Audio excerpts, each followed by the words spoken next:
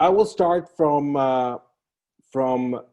this awkward feeling that every musician at some point has when it's trying to release an album. You know, I think that's sort of a important moment, you know, because you think like, okay, you need help from somebody to release your own music.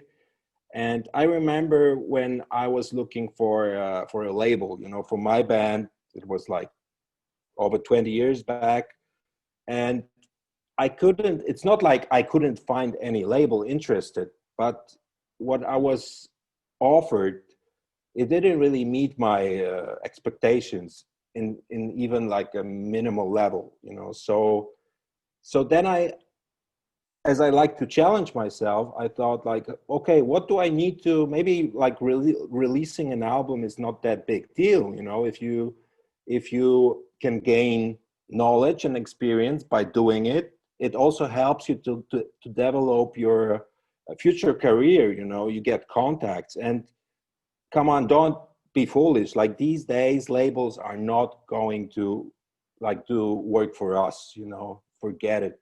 I just want to make it clear, you know, it's all up to you and how much you believe in what you're doing. And that's it. You have to be persistent and maybe find ways to, if there is no other way to release your album, maybe just do this step, try to do it yourself. You know, maybe that's not that difficult. You know, I'm sure you can get a lot of advice from people, you know, and try to get your team together, because this is something that needs to be clearly understood as a basic thing in all of the activities. You cannot work on your own, only by yourself. You need good people on your side, people that believe in you, that you believe in them, and you can share the times, and not only on a business level, but first of all, you enjoy like doing it together, you know. And I believe that's the key thing in any operation, you know, in any project. It's about people, you know. It's like there's a saying, you need like people, you need knowledge, and you need tools, obviously, you know. But these are key factors for doing any kind of project. So of course, it's not that easy to start from, you know, from like bottom, not having any experience or any achievements as a band. But you cannot get anywhere unless you try. So I would recommend like just taking a risk. You know, why not? Unless you have somebody, you have a label that is you know, chasing you. You're like sought after. You know, people want to really believe in your talent, and sure, make a good decision. That's what is best for you. For like as an example, I give you Prince. I'm sure everybody knows Prince, huh?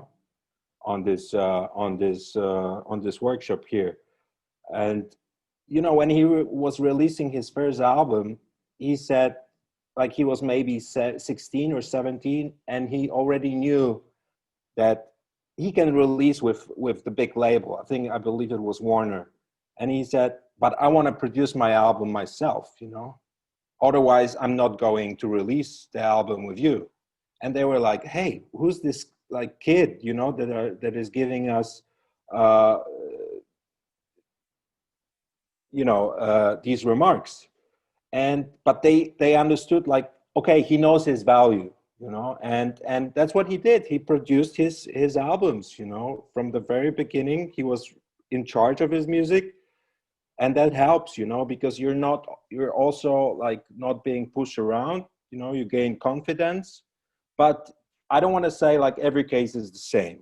Obviously you have to like see where you are and what are your possibilities, what is your clout, as professional music business people would say, you know. So how much power in negotiations you have. Yeah, that would be for the start, right? How to enter the professional music environment, you know. And I would also recommend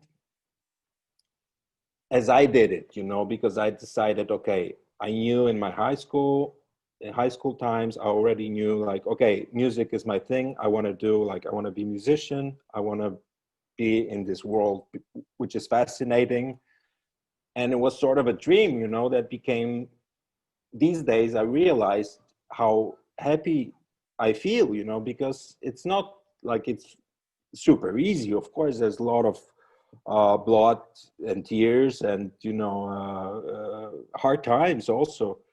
But I really believe, you know, that if you do what you really believe in and what you feel is part of you, it's very natural. So you will never feel like you're working, you know.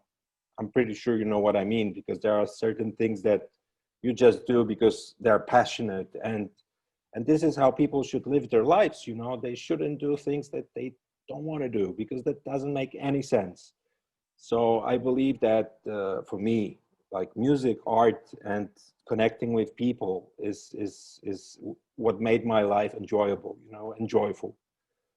Uh, I wanted, yeah, I wanted to ask, and I think it would be useful for here participants and for the other who will watch this.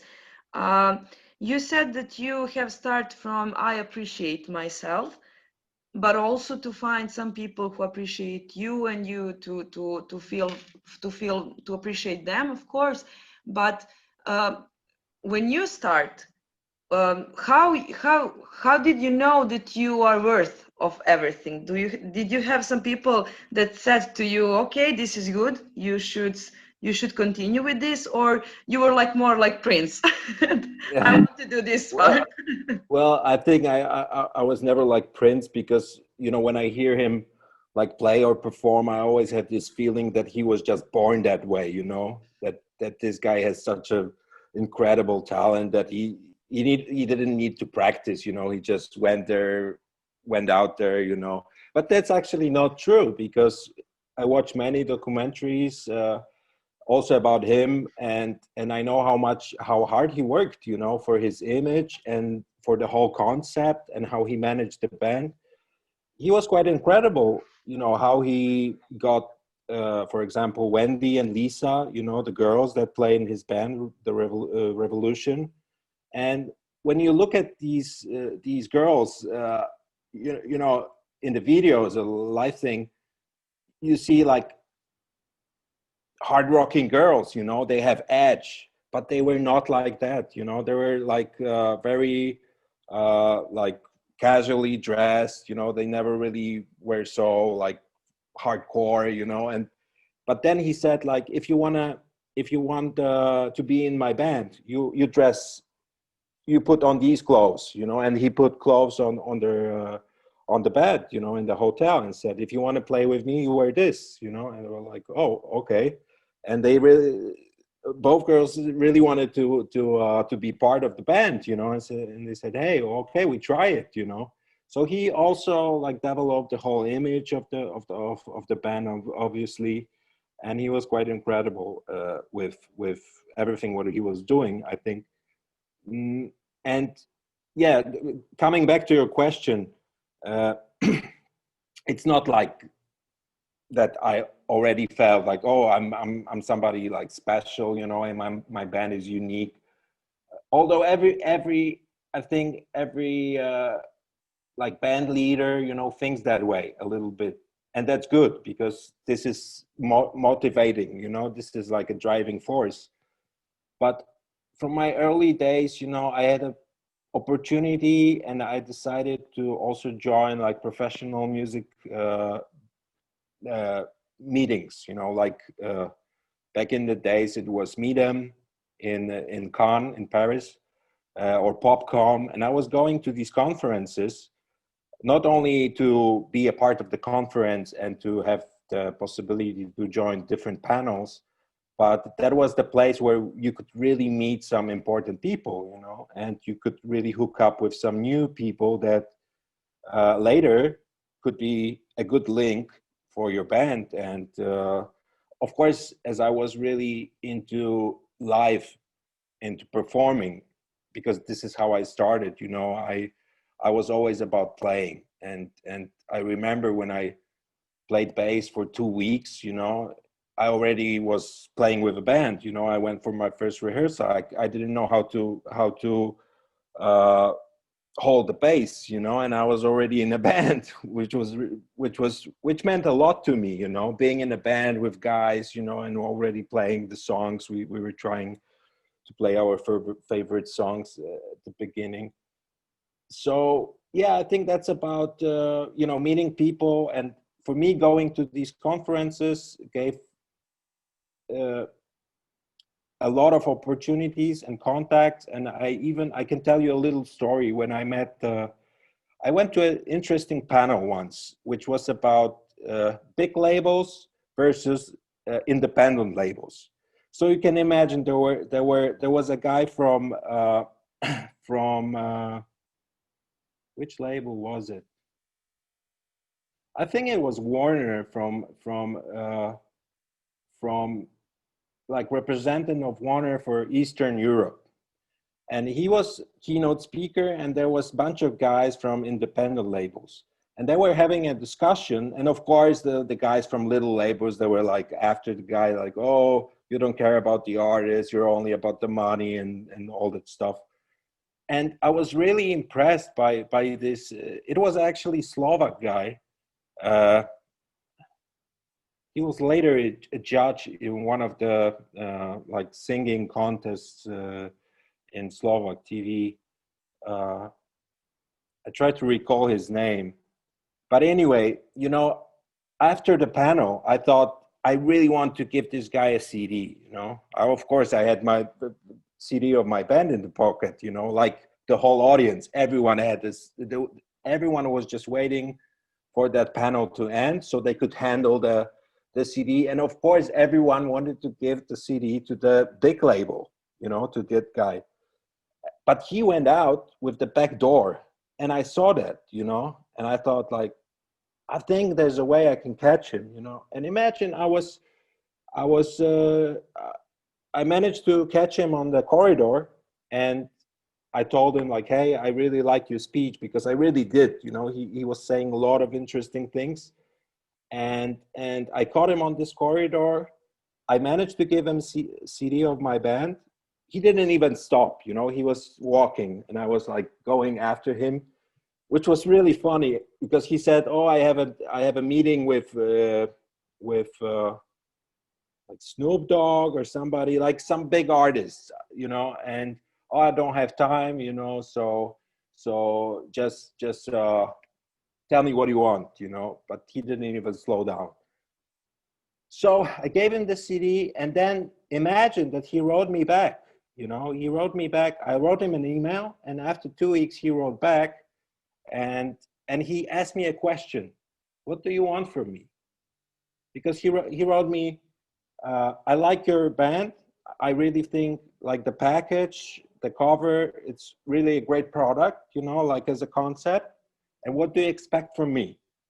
And you know, that was quite a hard question for me, because I realized, okay, I'm chasing how you say, like chasing a bunny, but then what I really want from him, you know, I cannot tell him what I want. I want to be famous or what? No, I didn't. I had to like think for 2 days and write him precise. Yeah, Like, it seems so simple, you know, like yeah. what do you want? You're like, you know, you're huge, I want, but what I want, I never really actually stop for a second and think about that moment when you have opportunity for something, but you don't know what are you want to find, what you want to get.